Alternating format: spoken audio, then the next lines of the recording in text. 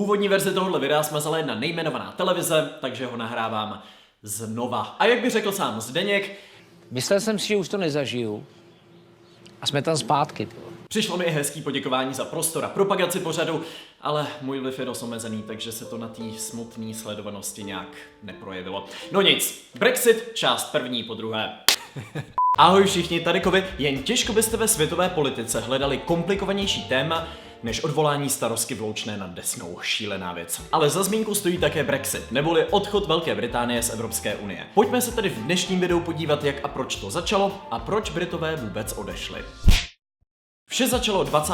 února 2016 tímhle projevem. The choice is in your hands. Tehdejší premiér David Cameron vyhlásil termín referenda o vystoupení z EU a dal lidem na výběr: odejít nebo zůstat. Mnoho lidí Camerona za vypsání tohoto referenda dodnes proklíná. A vás možná napadá stejná otázka, jako když vidíte Zdeňka Polreicha v show Tvoje tvář má známý hlas. Proč to ten chlap sakra udělal? What the hell did you do to us? Důvodů bylo mnoho, tedy v případě Camerona, v případě Zdeňka těžko říct.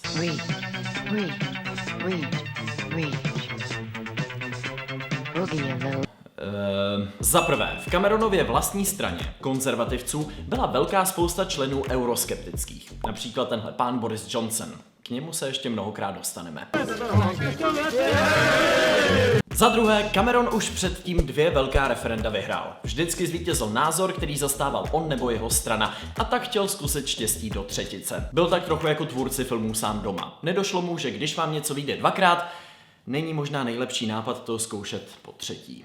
Ale důvodem hlavním byl tenhle pán. Ten je vám možná taky trochu povědomý, Nigel Farage. Je to takový Mr. Bean britské politiky, povědomí může být i pejskařům nebo fanouškům Hledá se Nemo. Má prostě takový povědomý obličej. No a stejně jako želva z Hledá se Nemo je i Nigel Farage silně proti EU. Je čas vyplavat z Evropské unie. Farage založil stranu UKIP, jejímž hlavním programem byla kritika EU a snaha z ní vystoupit. A UKIP během let nazbíral velkou popularitu. V roce 2014 u voleb do Evropského parlamentu získal 4 miliony hlasů. A David Cameron tyto voliče potřeboval k výhře voleb o rok později, v roce 2015. Takže i když o referendu mluvil už dlouho předtím, věděl, že tentokrát ho bude muset vypsat. And yes, we will deliver that in-out referendum on our future in Europe. Slíbil tak, že pokud jeho strana ve volbách vyhraje, vypíše ho. We are saying the Conservatives are the largest party. The Conservative Prime Minister David Cameron scored a decisive victory. A tak se vracíme zpět do 20. února 2016, kdy byl čas slib splnit. Now I am delivering on that commitment. You will decide. To ale ještě netušil, že po velké volební výhře přijdou 4 měsíce šílených kampaní, které pro něj osobně skončí totální katastrofou. Znáte to, tak dlouho se chodí se džbánem provodu, až jeho ucho v referendu opustí Evropskou unii. Who held the referendum that divided the nation. Za setrvání se postavil sám premiér David Cameron, jeho blízká spolupracovnice a ministryně vnitra Theresa May, starosta Londýna nebo lídr největší opoziční strany Labouristů Jeremy Corbyn. Jeho podpora ale byla stejně pochybná jako jeho taneční kroky. No, paradoxně se tak na stejnou stranu barikády postavili 2 největší rivalové britské politiky, Labouristé a konzervativci. A to nebylo úplně běžné. His tax return was a metaphor for Labour policy. It was late, it was chaotic, it was inaccurate, it was uncosted. That's exactly I actually paid more tax than some companies owned by people that he might know quite well.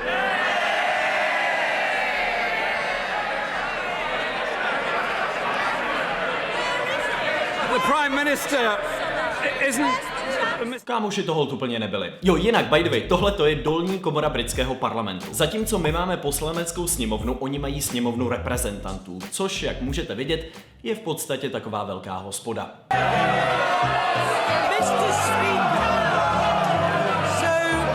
Mr. Speaker. Samá politika. Mr. Speaker. Never happened under Labour. The Prime Minister... Že se jde tak těžko ven. Se teda vedou dneska řeči opravdu asi pivo. Naopak naše horní komora parlamentu je Senát, oni mají sněmovnu lordů, což je zase taková velká ložnice.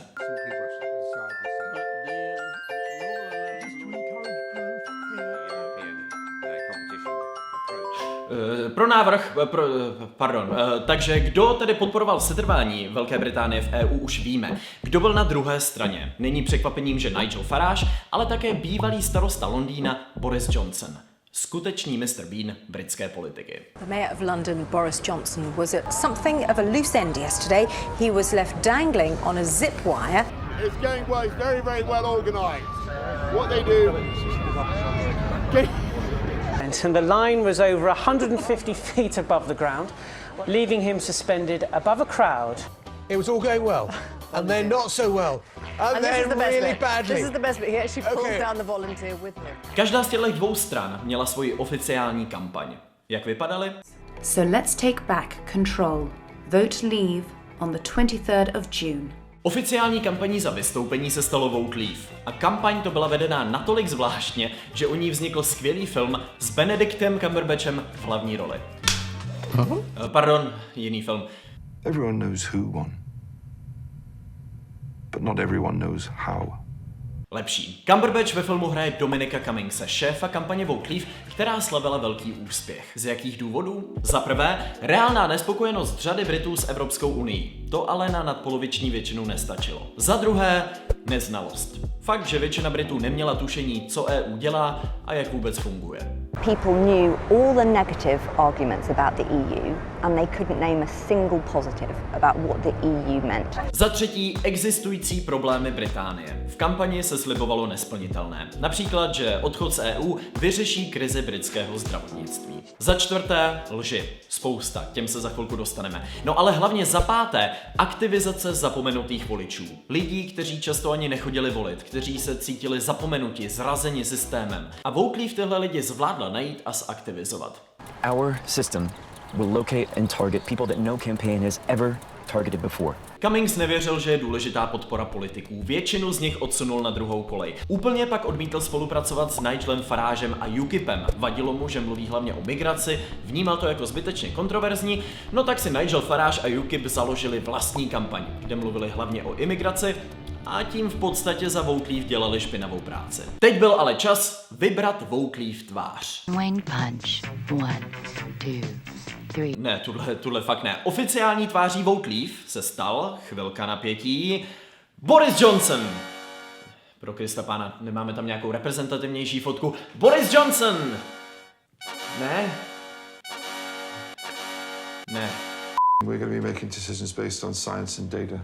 Vote Leave se tvrdě zaměřilo na data, algoritmy a sociální sítě. Všechny tyhle ty předchozí body vzali a vylili je milionům Britů na jejich monitory a displeje. Celkem se jednalo odhadem o 1 miliardu zacílených reklamních sdělení. O to, aby byly zacíleny správně, se postarala big data firma Aggregate IQ, blízce spojená s Cambridge Analytica. Samotná Cambridge Analytica pracovala pro Nigela Farage a UKIP. A pokud je vám tenhle název povědomí, ano, jedná se o firmu s obrovským skandálem v Americe, kdy Facebooku ukradli data milionů lidí. O tom jsem ale už mluvil ve videu Ví o nás všechno. Je vtipné, že na kameru šéf Cambridge Analytica zapojení do Brexitu popírá.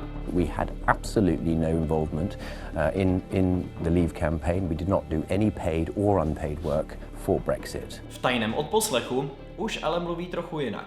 We now undertake 10 national campaigns for Prime Minister or President each year. Malaysia we're working in. We did Lithuania, Romania, Kenya, Ghana.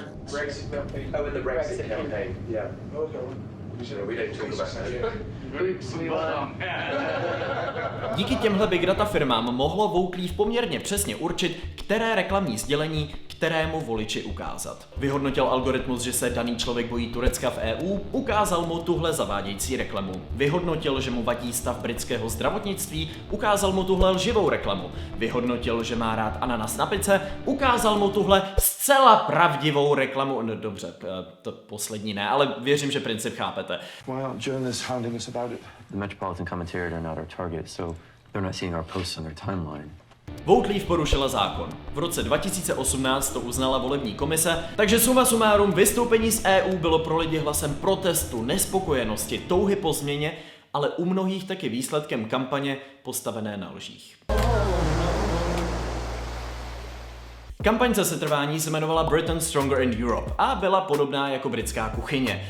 Rozvařená, špatná, bez chuti a zápachu, sterilní. OK, dobře, abych dneska rád ještě usunul. Proboha, jak mohl být národ, co vaří takovéhle věci vůbec součástí Evropské unie?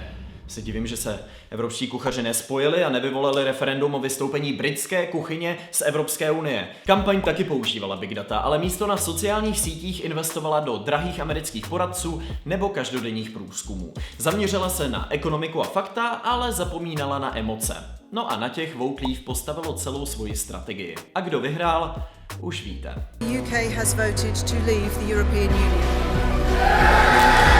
The UK has voted out. Electorate has taken the historic decision. The British people have spoken and the answer is we're out. Pro odchod hlasovalo skoro 52% lidí, o 1 300 000 víc než pro setrvání v EU.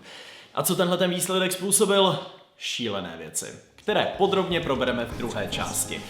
Upřímně, tyhle dvě videa byly jedny z nejtěžších, který jsem kdy napsal a natočil, takže budu rád za sdílení, komentáře a lajky. Klikněte a já jdu dotančit do druhé části.